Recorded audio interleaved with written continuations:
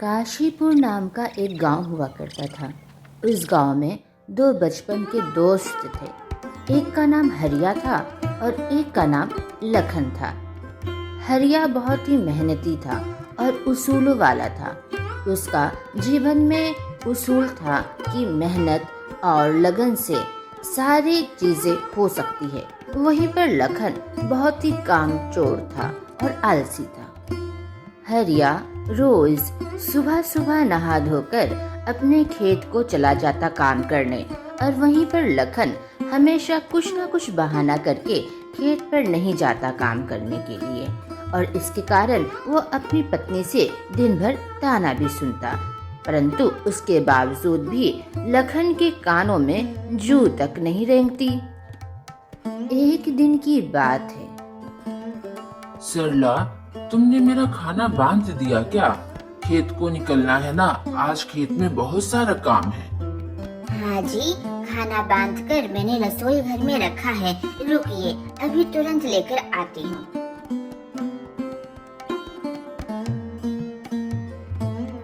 ये लीजिए जी, याद से खाना खा लीजिएगा।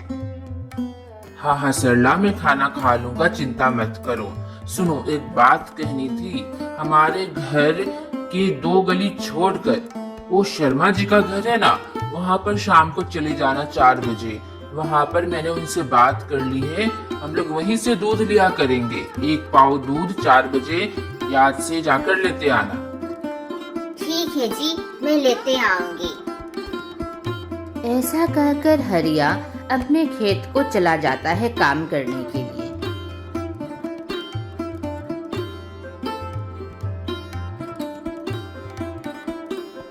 वहीं पर दूसरी ओर लखन के घर में।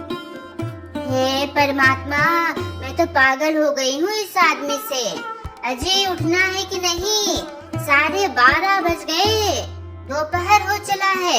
कब उठोगे? कब खेत पर जाओगे? अरे भगवान, क्या किच किच करते रहती हो? तुम्हें कोई और नहीं मिलता है क्या? मैंने तुम्हारा क्या बिगाड़ा है जो कि दिन भर किटकिट किटकिट करते रहती हो?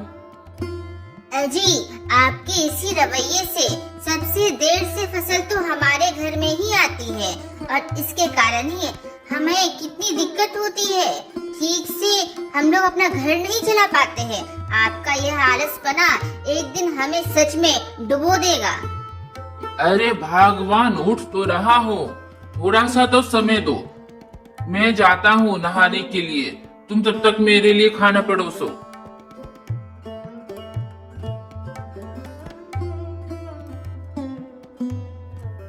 ये क्या दिया भगवान तुमने मुझे खाने के लिए? रोटी और चटनी, सब्जी नहीं थी क्या? वाह वाह वाह वाह वाह, कहे तो ऐसे रहे हैं जैसे कि बहुत काम करके पैसा घर में लाते हैं। यही है तो यही खाओगे ना। सब्जी के लिए पैसा नहीं है जी, चटनी है, रोटी चटनी ही खानी पड़ेगी। अगर सब्जी खानी है तो खेत में अच्छी तरीके से काम कीजिए, तभी फसलें बेचकर पैसे आएंगे। अरे भगवान, तुमसे तो कुछ बात करना ही बेकार है। तुम्हारी इतनी किटकिट सुनने के बदले मैं चुपचाप खा लेता तो वही बेहतर रहता।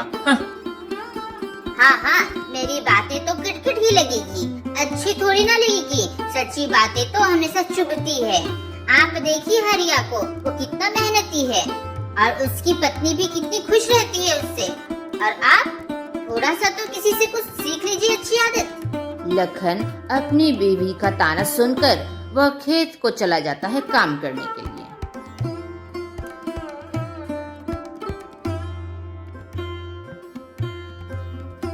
लखन, इतनी देर से क्यों आते हो अपने खेत में? देखो कितना समय हो चला है, अभी तो समय के 1:30 बज रहे हैं। तुम कब खेत में काम करोगे? तुम्हें सुबह सुबह 7 बजे तो आ ही जाना चाहिए काम करने के लिए। तुमको पता है ना दोस्त, अच्छी तरीके से काम नहीं करोगे अपने खेत में तो कैसे चलेगा? मैं तुम्हारा सच्चा दोस्त हूँ, इसलिए मैं समझाता हूँ लखन। अरे हरिया भाई, क्या बताऊं, आज मेरी तबीयत थोड़ी सी सुस्त थी, आने का एकदम मन नहीं कर रहा था। तब भी साहस बनाकर मैं खेत में आ गया। सोचा थोड़ा काम करके ही जाऊंगा। लखन अपने खेत को जोतने लगता है। थोड़ी देर के बाद ओह, बहुत ही गर्मी है। ये सूरज तो एकदम सर पर चढ़कर आ गया है। बहुत ज्यादा गर्मी लग रही है। अभी लगता है थोड़ा सा सुस्ता लेना चाहिए। इतनी गर्मी में तो मेरी तबीयत खराब हो जाएगी। अरे भैया हरिया, सुनो, थोड़ा सा तुम भी सुस्ता लो। तुम तो सुबह 7 बजे से ही खेत में काम कर रहे हो। देख नहीं रहे हो कितनी गर्मी है। लगता है कि इस गर्मी के कहर से तो हमारी जान चली जाएगी। एक काम करो, थोड़ा सा तुम भी सुस्ता लो, नहीं तो तुम्हारी तबीयत खराब हो जाएगी। तुम समझ रहे हो ना हरिया? मेरे दोस्त लखन, आज मुझे पूरा खेत जोतना ही है। मैं सुबह से लगा हूँ और मुझे इसकी आदत है धूप की। तुम चिंता मत करो, तुम सुस्ता लो अगर तुम थक गए हो तो। लखन पेड़ के नीचे जाकर बैठ जाता है और आराम करने लगता है।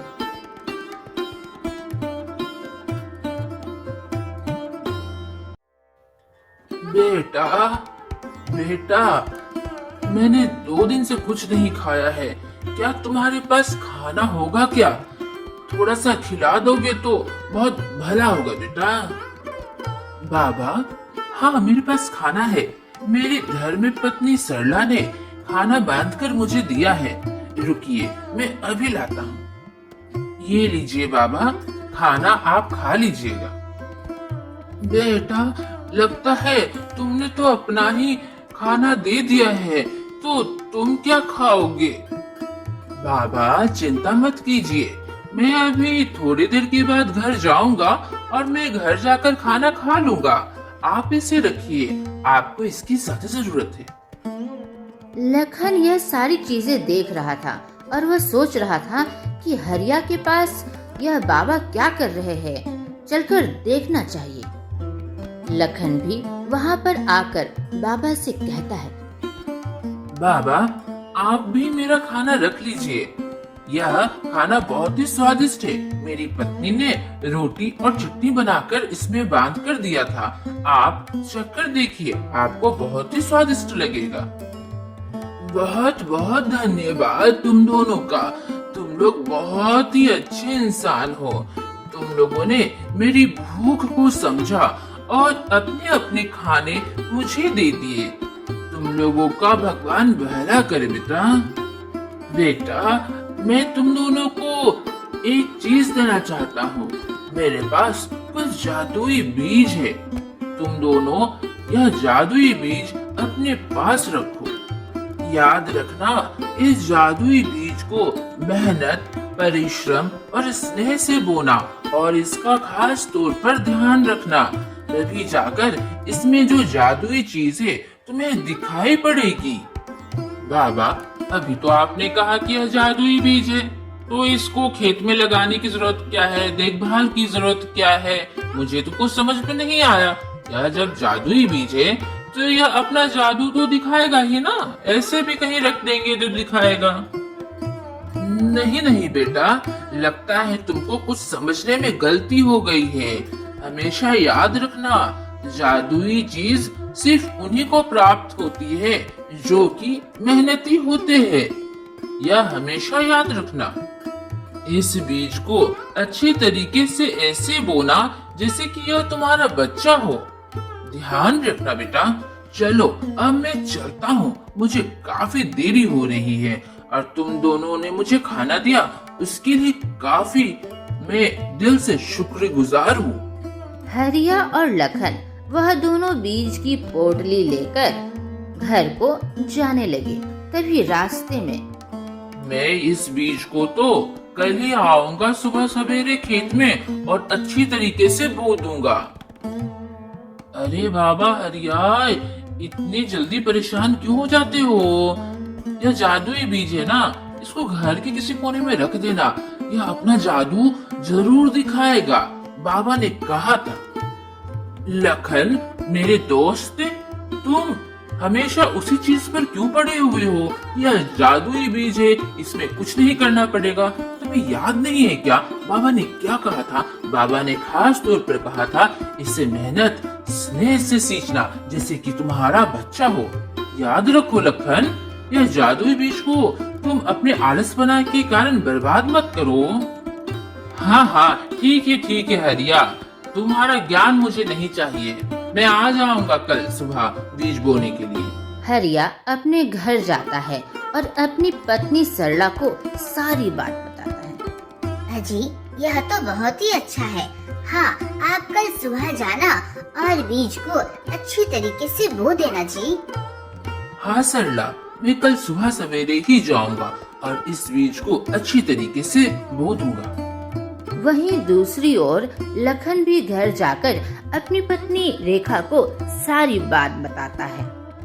दूसरे दिन सरला, मैं खेत को निकल रहा हूँ। अभी सुबह के 6:30 बजे हैं। अभी से अगर मैं काम करूँगा तो लगता है आज यह पूरे बीज अपने खेत में बो दूंगा। मेरा खाना बांध देना सरला। ये लीजिए जी, ध्यान से जाइएगा। हरिया सुबह सवेरे खेत में जाकर काम करने लगता है और उस बीज को अच्छी तरीके से बोता है।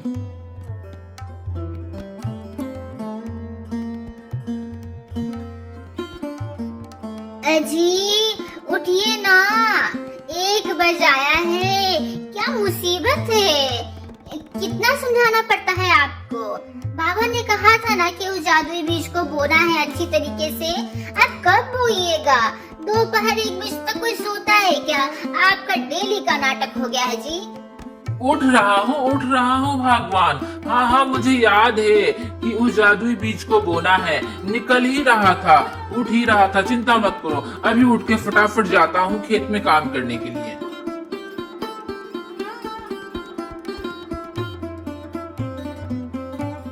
हरिया देखते ही देखते अपने पूरे खेत में बीज को बो देता है। तभी वहाँ पर लखन आता है।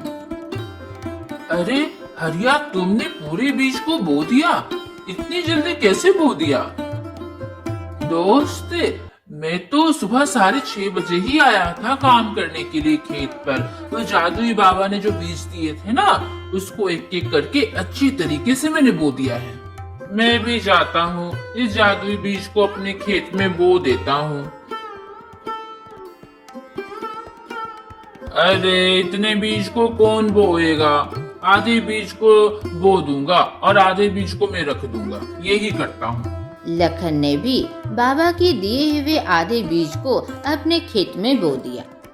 हरिया रोज अपने खेत में आता और बीज की देखभाल करता। उसमें वक्त रहते पानी देता, इधर उधर की जो घास सूख जाती उसे हटाता और बहुत ही अच्छी तरीके से अपने खेत को देखता।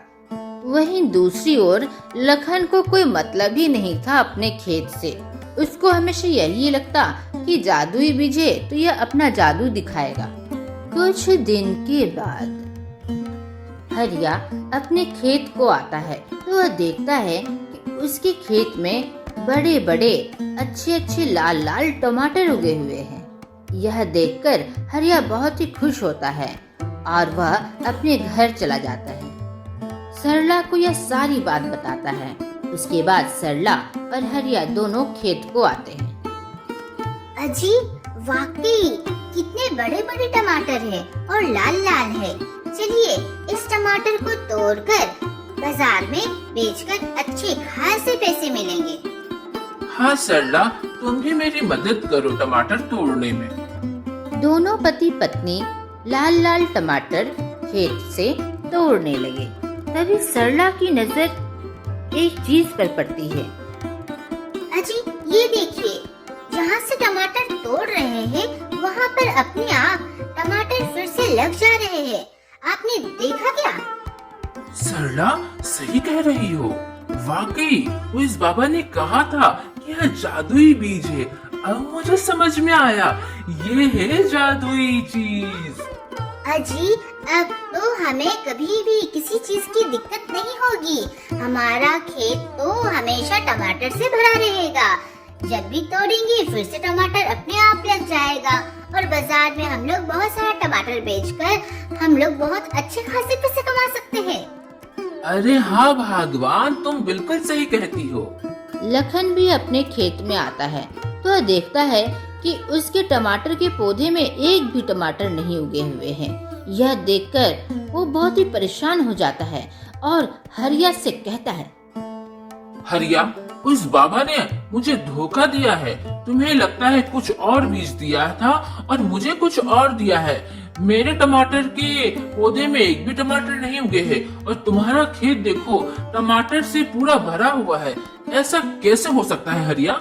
लखन, मेरे दोस्त, परेशान ना हो। तुम्हें तो पहले ही मैंने बोला था कि बाबा ने कहा था कि जादुई बीज को अच्छी तरीके से बोना है, परिश्रम के साथ बोना है, उसका ध्यान रखना है जैसे कि वो तुम्हारा बच्चा हो। लेकिन तुमने किसी की बात नहीं सुनी। तुम तो वक्त पर अपने खेत पर आते भी नहीं थे, पानी भी ठीक से नहीं देते थे, देखभाल भी नहीं करते थे, मिट्टी की खुदाई नहीं करते थे, तो तुम्हारा पौधा कैसे अच्छा रहता और सिर्फ फल कैसे आते? समझो बात को कुछ। हाँ हरिया, मुझे अब अपनी गलती का एहसास हो चला है। मैं काश ध्यान देता तो बहुत अच्छा होता। मेरे भी खेत में जादुई टमाटर उगे रहते। लखन, अभी भी देरी नहीं हुई है। तुम मुझसे कह रहे थे ना कि तुमने आधे बीज को ही बोया है। आधे बीज अभी भी तुम्हारे पास है। तुम अच्छी तरीके से मेहनत करो और उस आधे बीज को अच्छी तरीके से बो दो। अरे हाँ हरिया, तुमने तो बिल्कुल सही कहा। मेरे पास अभी भी आधे बीज तो पड़े हुए हैं। मैं कल से बहुत ही मेहनत करूंगा और इस जादुई बीज को बर्बाद नहीं करूंगा जो भी मेरे पास आधा बचा हुआ है। उस दिन से लखन सुबह सवेरे उठकर वह अपने खेत को जाता और बीज बोता। बीज बोकर उसकी अच्छी तरीके से ध्यान रखता और देखते ही देखते उसके खेत में भी लाल लाल जादुई टमाटर उगाए। लखन ने भी जब अपने खेत के टमाटर को तोड़ा तो उसने देखा कि उसके भी टमाटर के पौधे में अपने आप टमाटर लग गए जहाँ से उसने टमाटर तोड़े थे। वाकई बाबा ने भी मुझे सही ही बीज दिया था। मैं ऐसे ही शक कर रहा था उन पर। मेरी ही गलती थी। आज मैं अपनी मेहनत और परिश्रम से जब इस बीज को मैंने बोया तो इसका फल मुझे दिख रहा है। बाबा, आपका बहुत बहुत धन्यवाद। उस दिन से लखन को समझ में आ गया कि परिश्रम वाकई बहुत ही अच्छी चीज होती है। परिश्रम से सारी चीजों को प्राप्त किया जा सकता है। तो देखा दोस्तों, हाथ पर हाथ रखने से कुछ भी नहीं होता। किस्मत पर रोने से भी कुछ नहीं होता। अगर कुछ जीवन में प्राप्त करना है तो उसके लिए चाहिए लगन, सच्ची निष्ठा और परिश्रम। अगर यह सारी चीजें अपने जीवन में ढाल लिया जाए तो हर चीज को हम लोग पा सकते हैं। आज का प्रश्न, क्या आप बता सकते हैं कि हरिया के दोस्त का क्या नाम था?